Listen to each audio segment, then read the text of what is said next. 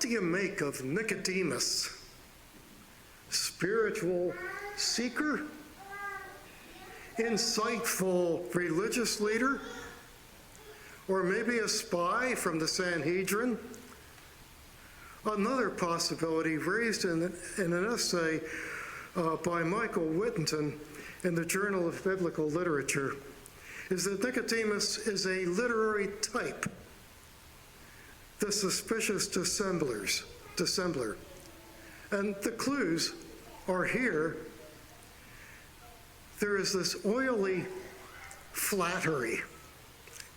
Teacher, we know that you are a teacher who has been sent from God. And then his faked amazement. How can someone be born a second time? And after that, his studied ignorance. How can these things be? So to some, not to me, but to some, Nicodemus has come across as a little sketchy. He's a puzzle. We have to admit, what's going on with him? Who is this creature of the night who comes to Jesus? Nicodemus, a respected leader of the Jews, is part of a very elite group, the Pharisees. The Pharisees were a kind of fraternity. Always, they were limited to a maximum of 6,000 members. And they were not clergy. They were a lay group. They were the traditionalists. They preserved the traditions that reminded Jews of who they are. Every time you do one of the traditional worships at home, or at the temple, or the synagogue, you're reminded who you are. In Fiddler on the Roof, I hope some of you may have seen that. You remember that that long song about tradition, right? The Pharisees were the traditionalists. They took vows in front of witnesses to keep the promises to God and to study the Word. Now, if you were a Pharisee, you were expected to toe the party line. You weren't supposed to cross the aisle, close ranks. If you're a Pharisee, you're supposed to know who you are. You have your identity pretty well together. And poor Nicodemus is in an awkward situation because he sees something in Jesus, and now he has follow-on questions, things he'd like to pursue with Jesus. But as a Pharisee, he's expected to set the example and remind all the other faithful how to be good Jews. Nicodemus has a role that's causing him inner conflict. Nicodemus, Pharisee, seeker in the night, sees something in Jesus, sent from God, who performs remarkable signs that no one else could do. He sees something in Jesus, and now he's curious, but he doesn't want to be seen having a conversation with Jesus. That would affect his standing. And so here he comes at night to talk with Jesus. Nicodemus doesn't want to be seen breaking ranks. That's not good optics. And so when he sees Jesus, he blurts out, "Rabbi, we know that you're a teacher who has come from God." He uses the plural, we.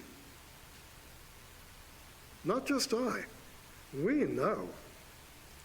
Obviously, he's not the only one, but he is the one that has the courage to go under the cover of darkness alone to speak with Jesus. And the text shows his dilemma. Nicodemus is a Pharisee, an exalted religious leader. He's introduced, though, only by his role. Most individuals who encounter Jesus in the New Testament have a more complete identity. They are whole persons. In John 4, the woman at the well is described in terms of husbands and thirsting for living water and witnessing to the Messiah. In Mark 10, Jesus feels love toward the rich young man. But Nicodemus is described only institutionally.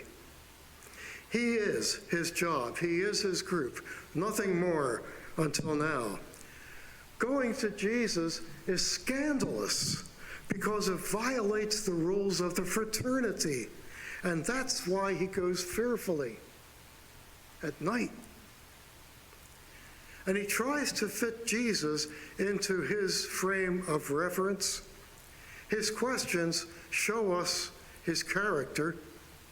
First is his open-ended statement, "Rabbi, we know that you're a teacher who has come from God, for no one could do these things that you do without the presence of God." The implied question is, you are from God, aren't you? Can you help us understand? He means well, and yet he wants to fit Jesus comfortably into his frame of reference.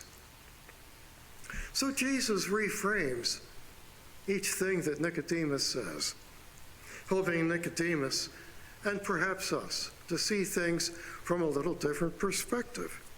Jesus says, no one can see the kingdom of God without being born from above. Nicodemus doesn't get it. He takes Jesus literally. Jesus is saying you need a restart. You need a fresh beginning. Nicodemus doesn't understand it, and so he poses a second question. Can one enter a second time into his mother's womb and be born? Jesus says no.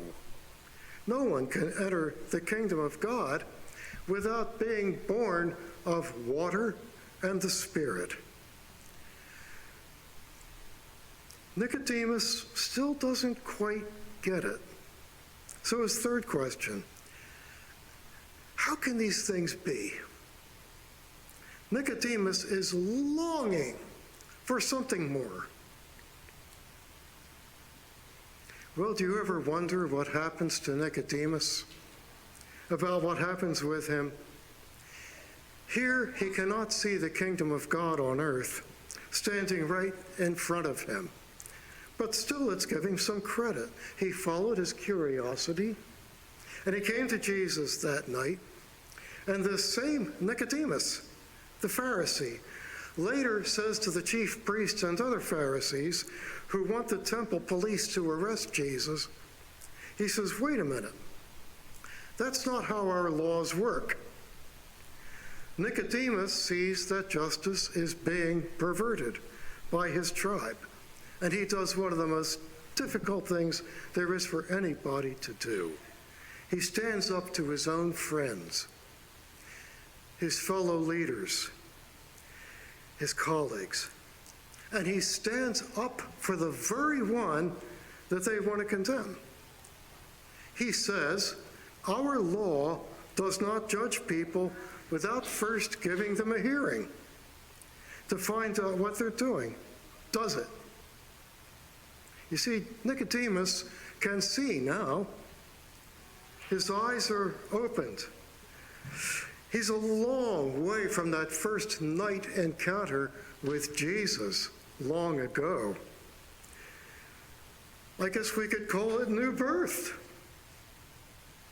Being born of water and the Spirit. And then later in the gospel, Nicodemus joins with Joseph of Arimathea at the time of Jesus' burial. In the 19th chapter of John, it's recorded. Nicodemus, who had first come to Jesus by night, in other words, the same Nicodemus, also came bringing a mixture of myrrh and aloes, weighing about 100 pounds. They took the body of Jesus and wrapped it with spices and linen cloths, according to the burial customs of the Jews. And the tomb was nearby. They laid Jesus there. You see, Nicodemus has come to see Jesus differently than he did on that first night visit. He had found that something more that he was looking for that night. He was longing for something with his questions, and now he has found it. His understanding of Jesus has changed. His self-understanding is transformed so radically, it could be described as being born again. So, the obvious question that is begged of us is, what about us? Are we among the Pharisees who wanted to pretend to have the answers? Or like Nicodemus, can we follow our questions and our curiosities? Our choice is based entirely on the world that we think we live in. In other words, all our choices are driven by our view of the world, not by the world as it is, because no one person can define that, but by our view of it. Let's put it in New Testament terms. We make our choices based on the kingdom to which we belong. What Jesus offers Nicodemus and the rest of us is birth into a new kingdom to which we can belong, and salvation from the ways of humanity that are based on common understandings and perceptions of the world. Seeing the world differently, we can live differently by the grace of God. Jesus welcomes us, and he welcomes us with our questions, the questions that haunt us in the dark.